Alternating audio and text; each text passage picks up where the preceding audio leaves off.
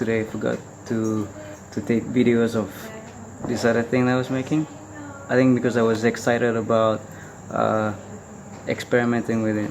So what I'm working on is something that's inspired by this. This is called a Pais. It's a traditional carving knife, and this is a versatile knife that you use to, what do you call this?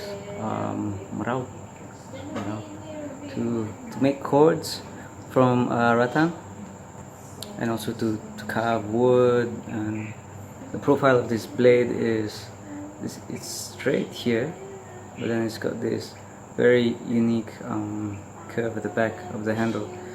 So, and that's because how it's used, it's held up against your knee, and you hold it like this, and then you just pull strips. So what I've made today is a really small, tiny version